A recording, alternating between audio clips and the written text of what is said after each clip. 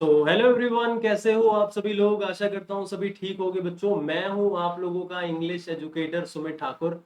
और आज की इस क्लास के अंदर हम सीयूईटी का फैक्चुअल पैसेज वाला जो पार्ट है वो करने वाले हैं। थोड़े पैसेजेस को देखेंगे, समझेंगे कि किस तरीके से हम फैक्चुअल पैसेजेस को सॉल्व कर सकते हैं। ठीक है, तो आज की जो हमारी क्लास है that is based on CUET 2022।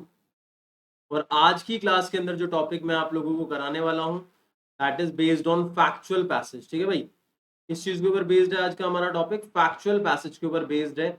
अगर किसी भी बच्चे को नहीं पता है कि सिलेबस क्या है तो बच्चों सीयूईटी की मेरी जो प्लेलिस्ट है वो आप देख सकते हो। प्लेलिस्ट का लिंक जो है वो नीचे डिस्क्रिप्शन बॉक्स में आपको मिल जाएगा।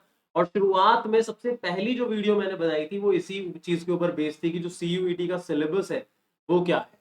ठीक है, तो आज हम फैक्चुअल पैसेज की प्रैक्टिस करेंगे। अगर आप इसी तरीके से सीयूईटी के अंदर प्रिपरेशन को आगे तक लेके जाना चाहते हैं तो मेक श्योर कि आप चैनल को सब्सक्राइब कर दें, बेल आइकन को हिट कर दें ताकि आने वाली वीडियोस की नोटिफिकेशन भी आप लोगों को मिलती रहे।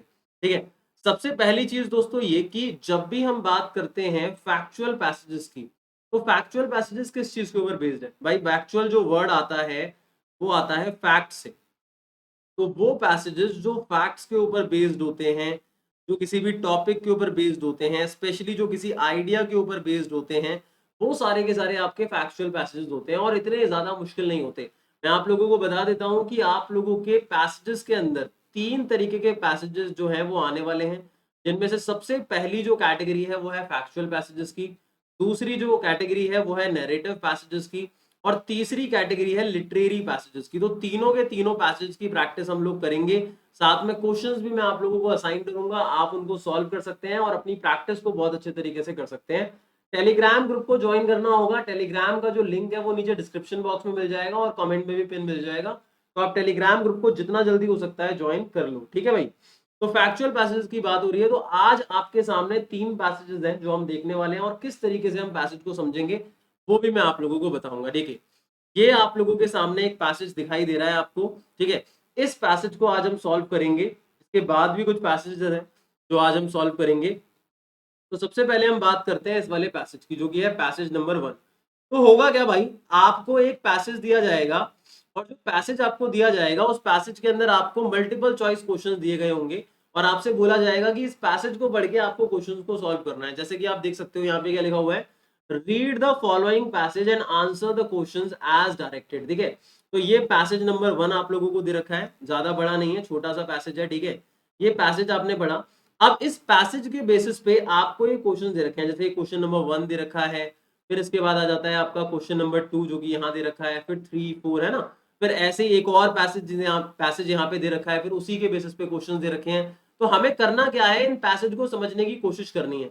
तो सबसे पहली चीज भाई, जिस बंदे को भी रीडिंग स्किल्स में अभी तक दिक्कत आई है, जिसको रीडिंग स्किल्स के साथ हमेशा 36 का आंकड़ा रहा है, यार रीडिंग स्किल्स से थोड़ा सा प्यार कर लो, क्योंकि कॉम्प्रहेंशन वाला जो पार्ट है, कॉम्प्रहेंशन बनता कैसे है मैं आपको बता देता हूं। वर्ड आता है आपका कॉम्प्रहेंशन। क्या भाई, कॉम्प्रहेंशन। अब भाई कॉम्प्रहेंशन जो वर्ड आया वो आया कॉम्प्रहेंड से। ठीक है, इट कम्स फ्रॉम कॉम्प्रहेंड। अब कॉम्प्रहेंड का मतलब होता है टू अंडरस्टैंड। अब भाई जो बंदा समझने की कोशिश ही नहीं करेगा, किसी पैसेज को जो बंदा समझने की कोशिश ही नहीं करेगा, वो कैसे करेगा कॉम्प्रहेंशन, वो कैसे करेगा रीडिंग स्किल्स, वो सारे पैसेज को कैसे सॉल्व करेगा। और पैसेज ही सबसे ज्यादा आने वाले हैं। तो अगर आप लोग सच में सीयूईटी के अंदर एक रैंक सिक्योर करना चाहते हो तो इट इज वेरी इंपॉर्टेंट कि आप लोग पैसेजेस पे बहुत ज्यादा ध्यान दो। ठीक है, तो यहाँ पे मैं आप लोगों को दिखा देता हूँ, देखो क्या लिखा है। India won global acclaim for its beat plastic pollution, resolve declared on world environment day last year. मतलब क्या बोला जा रहा है कि इंडिया को ग्लोबल एक्लेम मिला है, पूरी दुनिया ने जाना है अपने कैंपेन को लेके जो कि है बीट प्लास्टिक पोल्यूशन, जो कि रिजॉल्व किया गया था कब, वर्ल्ड एनवायरमेंट डे पे लास्ट ईयर बोला गया, कोई भी ईयर हो सकता है छोड़ो से। Under which it place to eliminate single use plastic by 2022। मतलब बोला गया कि 2022 तक इंडिया जो है प्लास्टिक को मतलब खत्म कर देगा यूज करना। सो फार 22 स्टेट और यूनियन टेरिटरीज जो है उन्होंने ज्वाइन कर लिया है इस फाइट को, announcing a ban on single use plastic such as carry bags, cups, plates, cutlery, straws, thermocol product. ठीक है, इन सब चीजों पे प्लास्टिक का यूज कम से कम हो जाएगा। Pondicherry will implement a ban from March 1 से बैन लग जाएगा पौंडीचेरी में। where firm action has been taken, positive results have followed। तो भाई अब जब firm action लिया गया है, जब तगड़ा action लिया गया है, तो अच्छे रिजल्ट जो है मिल रहे हैं, पॉजिटिव रिजल्ट मिल रहे हैं। आगे क्या लिखा है देखो, अब Bengaluru waste collective estimates that, मतलब एक बेंगलुरु वेस्ट कलेक्टिव एस्टिमेट किया गया है, मतलब कलेक्टिव के थ्रू कलेक्ट, ये जो पूरा का पूरा एक एनालिसिस निकाला गया होगा, एक एस्टिमेशन निकाला गया होगा कि the volume of plastic weight that they collect dropped from about 2 ton a day. भाई भाई 2 टन एक दिन के अंदर, एक टन के अंदर कितना होता है, 100 केजी होता है, तो 2 टन जो है प्लास्टिक लगभग कम हो गया है, रिड्यूस हो गया है, 100 केजी से भी कम हो गया है। और voluntary initiatives are having an impact in many state, मतलब हर एक बंदा वॉलेंट्री, मतलब इंडिविजुअल बेसिस पे जो एफर्ट लगा रहा है, उससे बहुत ज्यादा फायदा हो रहा है स्टेट्स को। और जो सिटीजन है वो रिड्यूस कर रहे हैं, ठीक है, प्लास्टिक यूज को रीयूज कर रहे हैं, अपने वेस्ट को या जो भी प्लास्टिक है उसको रीयूज कर रहे हैं। And this is only a small start, और देखा जाए तो ये एक स्मॉल स्टार्ट ही है, लेकिन शुरुआत हो चुकी है। आगे क्या बोला जा रहा है देखो, waste plastic from packaging of everything from food, cosmetic, groceries to goods delivered by online platform remains unaddressed. मतलब कई बार हम देखते हैं कि बहुत सारी जगहों पे हमने किया है कंट्रोल, लेकिन जो वेस्ट प्लास्टिक है, packaging of what, food, cosmetic, groceries, ये थोड़ा सा अभी अनएड्रेस है, मतलब उतना ज्यादा नहीं लिया गया है, इस पे ज्यादा फोकस नहीं किया गया है। It will take a shift in manner in which waste is collected and handled by municipal authorities to change this, ठीक है। तो कहीं ना कहीं ये जो मैनर है ना, इसको खत्म करने का, वो होगा जैसे जैसे म्युनिसिपल अथॉरिटीज जो है वो हैंडल करेंगी सिचुएशन को। और government must start charging the producers for their waste, और गवर्नमेंट को भी इसके लिए क्या करना पड़ेगा, प्रोड्यूसर्स जो है, जो इस चीज को प्रोड्यूस कर रहे हैं, उसको चार्ज किया जाए एंड कलेक्टेड डिलीजेंटली, और फिर उनको यहाँ पे रिस्पॉन्सिबिलिटी दी जाए कि इस प्लास्टिक वेस्ट को कलेक्टिवली वापस कलेक्ट करना होगा, which will lead to recovery and recycling, जिसकी मदद से होगा क्या, रिकवरी होगी उस वेस्ट की और रिसाइकिल होगा, मतलब जो भी प्रोड्यूसर्स हैं वो उसको वापस रिकलेक्ट करके रिसाइकिल करें। But the depressing reality is that state and local governments are unwilling to upgrade their waste management system, की कई बार हम देखते हैं कि कई सारी लोकल गवर्नमेंट स्टेट जो है वो इस पे ध्यान नहीं देती है, which is necessary to even measure the true scale of packaging waste. अगर हम चाहते हैं इवन करना, सिचुएशन को कंट्रोल करना, तो ये बहुत ज्यादा जरूरी है कि इंडिविजुअली सारी गवर्नमेंट जो है वो इस चीज पे ध्यान दे, कोई भी लोकल गवर्नमेंट जो है वो इस चीज पे ध्यान दे, ये हम लोगों को बोला जा रहा है, ठीक है। अब यहाँ पे भाई इसके क्वेश्चन के बेसिस पे हमारे को कुछ क्वेश्चन दे दिए गए हैं, जैसे आप देख सकते हो क्वेश्चन नंबर 1 आप लोगों को यहाँ दिखाई दे रहा है, that is which of the following can be inferred as the theme of the passage. Inferred का मतलब कंक्लूडेड मान सकते हो आप, ठीक है। पैसेज की थीम क्या माना जा सकता है, plastic pollution is a threat to mankind, India's initiative to make the country plastic pollution free, या फिर इसके अलावा आ सकता है यहाँ पे ऑप्शन हमारे को दे रखा है तीसरा, 3 नंबर पे, India on the verge of eliminating plastic waste, और the rising pollution requires an urgent attention. भाई क्या बताओ, एक बात बताओ, पॉल्यूशन की कहीं पे भी बात हो रही थी, कहीं पे भी पॉल्यूशन की बात हो रही थी, ठीक है। पॉल्यूशन की डायरेक्ट बेसिस पे बात नहीं हो रही है, जो अलग अलग तरीके के पॉल्यूशन हैं, उन सभी पॉल्यूशन के अंदर सबसे मेन बात किस चीज की हो रही है, जल्दी बताओ। सबसे मेन बात जो हो रही है वो किसकी हो रही है, प्लास्टिक की बात हो रही है ना। तो भाई फर्स्ट वाले के अंदर अगर देखा जाए तो हमारा आंसर क्या हो सकता है, क्वेश्चन नंबर 1 में what can be the answer, that can be what, that can be B, India's initiative to make the country plastic pollution free, ठीक है, India's initiative to make the country plastic pollution free, तो ये हमारा सबसे पहला है। अब कई सारे बच्चों को लगेगा सर ये भी तो हो सकता है, देखो अब ये मैंने वाला वाला बोल रहा हूँ, सॉरी बोला कई लोगों को लगेगा ये वाला भी तो हो सकता है सर, क्या नाम है ये वाला, India on the verge of eliminating plastic waste, लेकिन बच्चों सी अगर तुम्हें लग रहा है तो एक बात बताओ, उससे पहले बी ही यहाँ पे बेस्ट अप्रोप्रिएट आंसर लग रहा है, तो प्रायोरिटी बेसिस पे हम बी को भी तो आंसर कंसिडर कर सकते हैं ना, समझ में आ रही है बात। अगर आपको कोई 2 आंसर लग रहे होते हैं तो आपको ये देखना होता है प्रायोरिटी बेसिस पे कौन सा पहला जो है वो प्रायर है, तो हमारे को इस चीज पे फोकस करना होता है, ठीक है। फिर इसके बाद आता है बच्चों क्वेश्चन नंबर 2, क्वेश्चन नंबर 2 देखते हैं, जल्दी से देखिए, क्वेश्चन नंबर 2 लिखा हुआ है, which of the following can replace the word given in the bold in the passage, ठीक है भाई, given in bold in the passage,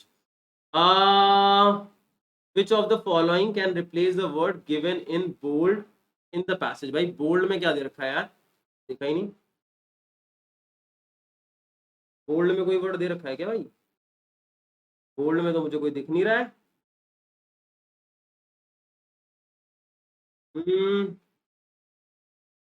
third,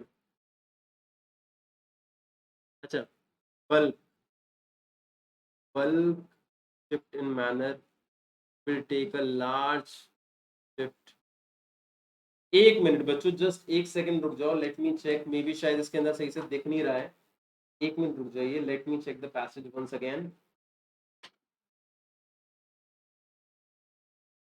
विच मेरे हिसाब से बच्चों इसमें क्या है, यहाँ पे जो हमारे को पार्ट दे रखा है डैश में, देखो आप यहाँ पे देख रहे होगे, it will take a dash shift in the manner in which waste is collected and handled by municipal authorities to change this. तो यहाँ पे जो हमारे को डैश दे रखा है, इस डैश के अंदर हमारे को फिल करने के लिए बोला गया है. तो it will take a dash shift. ठीक है, तो डैश शिफ्ट की बात करें तो total shift, quantity shift, bulk shift, ton shift या लार्ज शिफ्ट. ठीक है, तो यहाँ पे बी का आंसर क्या होगा? ठीक है भाई, सेकंड का आंसर क्या होगा? तो बच्चों सेकंड का आंसर क्या हो सकता है? क्वेश्चन नंबर 2, जल्दी बताइए, what will be the answer? It will take a total shift, it will take a quantity shift, it will take a bulk shift, it will take a ton shift और it will take a large shift. ठीक है, तो बच्चों यहाँ पे बात किसकी हो रही है? यहाँ पे बात हो रही है क्वांटिटी की, the quantity which is being used for plastic. तो यहाँ पे हमारा इसका आंसर हो सकता है क्वांटिटी. ठीक है, तो which of the following can replace the word given in the bold in the passage, given in bold in the passage. तो bold दे रखा है, लेकिन यहाँ पे bold के हिसाब से नहीं है भाई, ये है आपका डैश के हिसाब से. तो मेरे हिसाब से it will take a quantity shift in the manner in which waste is collected. ठीक है, क्वांटिटी शिफ्ट होने वाली है. ठीक है, अगला क्वेश्चन नंबर 3 देखिए, what is the tone of the passage. Question है भाई, what is the tone of the passage. Passage की टोन क्या है? क्वेश्चन नंबर 3 का क्या होगा? सैटिरिकल है, क्रिटिकल है, एक्सप्लेनेटरी है, नॉस्टैल्जिक है, सरकास्टिक है. बच्चों इसके लिए आप लोगों को मीनिंग पता होना चाहिए. देखो, अगर मैं नॉस्टैल्जिक की बात करता हूं, it means to remember past. इसका मतलब होता है टू रिमेंबर पास्ट. ठीक है, अगर मैं क्रिटिकल की बात करता हूं तो इसका मतलब होता है टू क्रिटिसाइज, जब हम किसी चीज को क्रिटिसाइज कर रहे होते हैं. सैटिरिकल की बात कर तो ये लिटरेचर के पॉइंट ऑफ व्यू से आता है बच्चों, जब हम बात कर रहे होते हैं लिटरेरी पैसेज की. ठीक है, सरकास्टिक भी उसी सेंस में आता है. ये एक्सप्लेनेटरी है, क्योंकि जब भी हम फैक्चुअल पैसेजेस की बात कर रहे होते हैं ना, तो वहां पे बेसिकली एक्सप्लेनेशन की बात हो रही होती है. किसकी बात हो रही होती है? एक्सप्लेनेशन की बात हो रही होती है. और फिर आता है आपका question number 4, that is which of the following words can fill in the blank to make it meaningful. Again बता रहा हूं, which of the following words can fill in the blank to make it meaningful. ठीक है, just wait a second. मेरे हिसाब से यार ये जो बोल्ड वाला पार्ट था ना, ये इसके अंदर दे नहीं रखा है. मेरे हिसाब से बोल्ड वाला पार्ट इसमें कहीं गिवन नहीं है, क्योंकि डैश वाला पार्ट इसके अंदर दे रखा है. सेकंड में था which of the following can replace the word given in bold in the passage. Bold में कुछ दे नहीं रखा है यार, ये पागल हो गए हैं क्या? ये क्वेश्चन नंबर सेकंड जो है मेरे हिसाब से थोड़ा कॉन्ट्रोवर्शियल है. इसमें ब्लैंक वाला पार्ट तो हमारे को दे रखा है, which of the following word में ब्लैंक हमारे को दे रखा है, it will take a dash, ये वाला, it will take a dash, ये वाला पॉइंट जो है ना. तो it will take a drastic shift, it will take a lenient shift, it will take a pejorative shift, it will take a paradigm shift और none of this.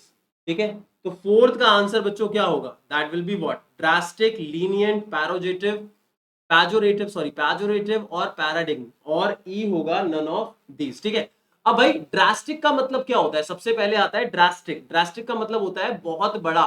ठीक है, drastic का मतलब होता है बहुत बड़ा. और अगर मैं लीनियंट की बात करता हूं, तो लीनियंट का मतलब क्या होता है?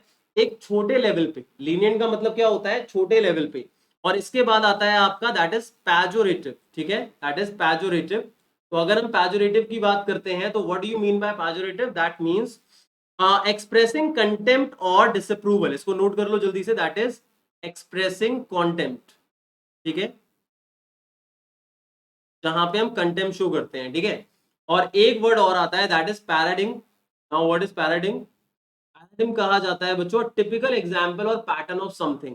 ठीक है, एग्जांपल अ टिपिकल एग्जांपल और पैटर्न ऑफ समथिंग.